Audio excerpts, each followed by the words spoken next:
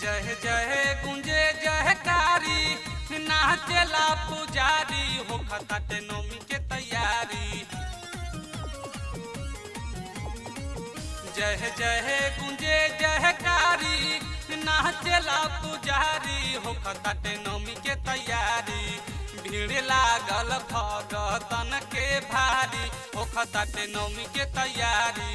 भीड़ लागल भगतन के भारी होखताटे नौमी के तैयारी।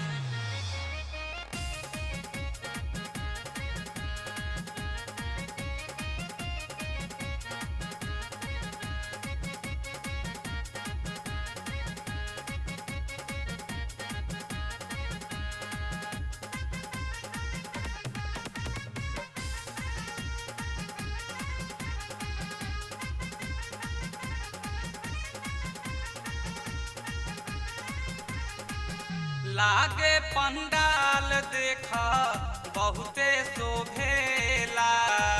दुर्गा माई के गीतिया सगरी बजेला।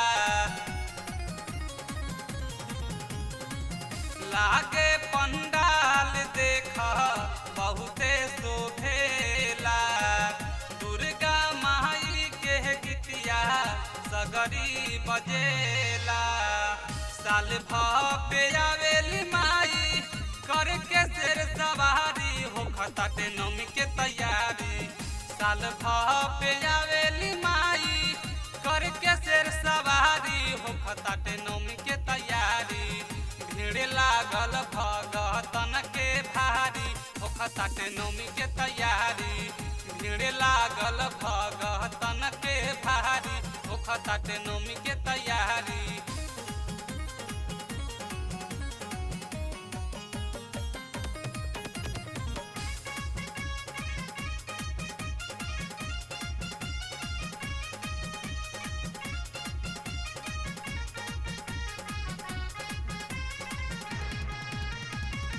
बड़ी मना भावन पावन लागते ओहार हो।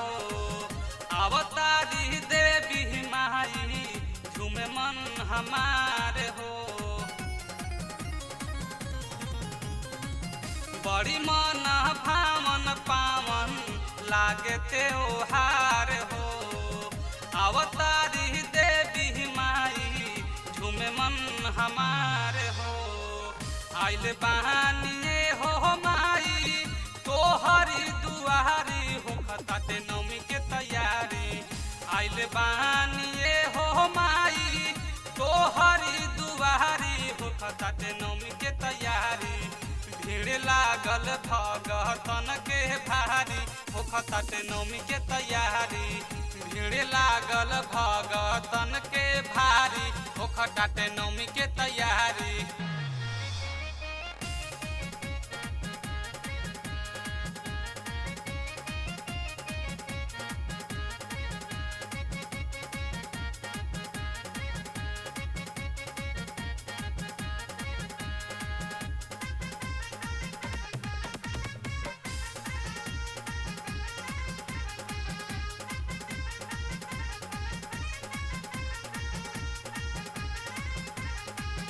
लिखले भजनिया माई बेटा ओम प्रकाश हो। गावेले भजनिया माई बेटा पिंटू राज हो। लिखले भजनिया माई बेटा ओम प्रकाश हो। गावेले भजनिया माई बेटा पिंटू राज हो। झूमेला मनवा आई है मैया मोर दुलारी होखताटे नौमी के तैयारी। झूमेला मनवा आई है मैया मोर दुलारी होखताटे नौमी के तैयारी। भीड़ लागल भगतन के भारी होखताटे नौमी के तैयारी। भीड़ लागल भगतन के भारी होखताटे नौमी के तैयारी। जय जय गुंजे जयकारी नाचेला पुजारी होखताटे नौमी के तैयारी।